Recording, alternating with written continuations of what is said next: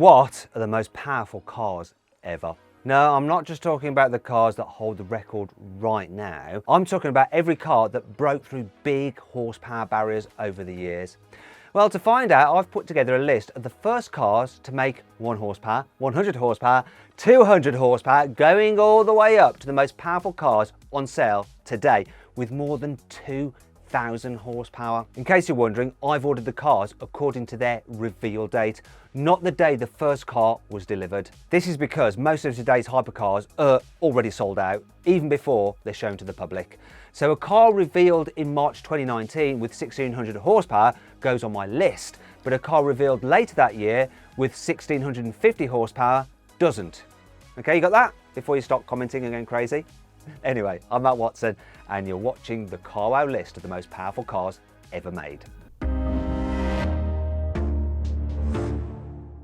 The first ever car was, of course, the Benz patent Motorwagen, made by Carl Benz in 1885. This thing barely counts as a car. It only had 3 wheels, and you steered it with a weird tiller thing, like on a boat. Anyway, its 1-litre 1-cylinder engine only made 2/3 of a horsepower, but that was still a world record, mainly because it was the only car in the world back then.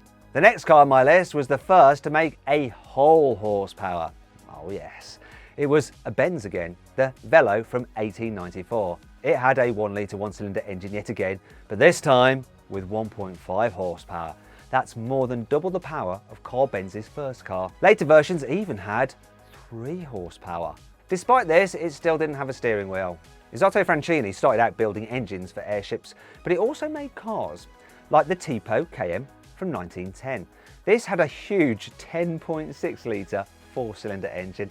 That's bigger than 2 Audi R8 engines. Although, unlike 2 Audi R8s, the Isotta had to make do with 120 horsepower. At least it was the first production car with more than 100 horsepower though. The next car on this list is another Benz. Oh yeah, the car was pretty busy back in the early part of the 20th century. His 82-200 model from 1912 was the first car to crack the 200 horsepower barrier. Carl used the same 21.5-litre 4-cylinder engine as in his 1909 land speed record car, which originally came from an airship. The first car to make more than 300 horsepower was the Duesenberg Model SJ from 1932, with a huge supercharged 7-litre straight-8 engine with 325 horsepower. But that wasn't enough for Duesenberg, because it built a modified version called the SSJ in 1935 with 400 horsepower. That's almost as much as a brand new BMW M2 competition has. The latest Corvette C8 has a 6.2-litre V8 with 490 horsepower, but Chevrolet was building a Corvette with way more power than that back in 1967. It was called the L88, and it was a super exclusive C3 model with a 7-litre V8. Chevrolet claimed it only made 435 horsepower, but it was actually producing between 540 and 580 horsepower. But what about the first car that officially made more than 500 horsepower? Well, that was the Ford RS200 Evolution in 1986. This was a road-going version of the RS200 rally car, which had a 2.1-litre turbocharged 4-cylinder engine with 588 horsepower. I've actually done a video where we drag race some rallycross cars, and one of them was an RS200. And you've got to watch that video, right? Because something awful happens to the Ford.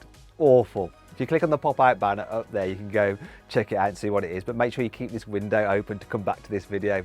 Honestly, click on it, you won't be disappointed. The first car to make more than 600 horsepower was a Bugatti made back in 1992. But it wasn't a Veyron, that didn't come out until much later. It was actually the EB110 Supersport. This was a hardcore version of the regular EB110 that made 612 horsepower from its 3.5-litre quad-turbo V12. It was revealed a few months before the 627 horsepower McLaren F1, which is why the Bugatti sneaks onto this list and the McLaren doesn't. Well, apart from the fact I just mentioned it now. Just 1 year after Bugatti broke the 600 horsepower barrier, a company called Dower, or is that Dua? I don't know. Dower. They made a car with more than 700 horsepower. It was called the 962 Le Mans, and it was basically a Porsche endurance racing car with some license plates and a passenger seat. But because Dowers, or whatever they're called, Dower, those guys, their road cars, didn't have to follow the same rules as the racing cars, they were actually more powerful. Their twin-turbo 3-litre flat-six pumped out an insane 740 horsepower. That's almost 100 horsepower more than a brand new Porsche 911 Turbo S makes today. Koenigsegg has been around since 1994, and in 2004, just 10 years after its inception, it built the first production car with more than 800 horsepower. It was called the CCR, and it had a supercharged 4.7 litre V8 that Koenigsegg actually borrowed from Ford. This engine made a staggering 817 horsepower and helped the CCR reach a top speed of 241 miles an hour. The first car to produce 900 horsepower is also the first car to make more than 1,000 horsepower. Now, any ideas what that is? Yes, of course, it's the incredible Bugatti Veyron. It will do 0 to 60 miles an hour in 2.5 seconds and hit 253 miles an hour. So it was the quickest and the fastest of all time when it came out in 2005. And its huge 8-litre quad-turbo W16 engine produced 1,001 horsepower. So it was also the most powerful car ever. The next car on this list is the Ssc Ultimate Aero Tt from 2007, which was the first production car with more than 1,100 horsepower.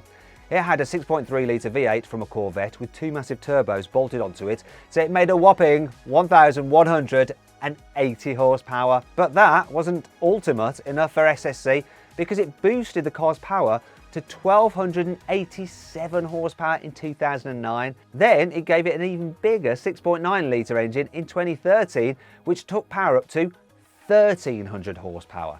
The second Koenigsegg on this list is the Regera. This was the first production car to produce more than 1,400 horsepower and 1,500 horsepower when it was revealed in 2015. That's one whole year before Bugatti revealed the 1,500 horsepower Chiron. Now, unlike the Chiron with its complicated W16, the Regera came with a hearty twin-turbo 5-litre V8, but it was also boosted by 3 electric motors, so it made 1,521 horsepower in total. The next car on my list is the Rimac Novara. This uses 4 electric motors and a huge 120 kilowatt-hour battery pack to produce 1,914 horsepower. So it was the first car to break the 1,700, 1,800 and 1,900 horsepower barriers, and because it's an electric car, there's no reason for the environmentalists to get in a huff about it either. The Novara was first revealed back in 2018, but Rimac didn't have a name for it back then, so it was just called the Concept 2, or C2 for short. But now the car's in production, they've named it Novara, after a Croatian storm. Now, I bet you're wondering what happened to the Koenigsegg Jesko and the Bugatti Chiron Supersport 300 Plus. Well, they both make around 1,600 horsepower, but they were revealed in 2019. So that's a year after the Rimac, and that's why they aren't on my list. Lotus is most famous for building lightweight sports cars like the Elise, but in July 2019, it revealed the Avaya hypercar. Just like the Rimac, the Avaya has 4 electric motors, but combined, they produce an insane 2,000 horsepower. That makes it the first production car to break the 2,000 horsepower barrier. But it's not the most powerful production car in the world anymore. Since the Avaya was revealed, a company called Aspark launched its own electric hypercar called the Owl. The Owl? Why do they call it the Owl? That car produces 2,012 horsepower. But because it wasn't the first car with more than 2,000 horsepower, it doesn't go on this list as being in first place. Oh no, the Lotus still is the top dog here. I hope you'll enjoy the video. If you did, please give it a like. Let me know some other videos like this you'd like me to do in the comments below. I'll check those out and we'll see if we can make them happen. If you click on those windows there, you can watch some more videos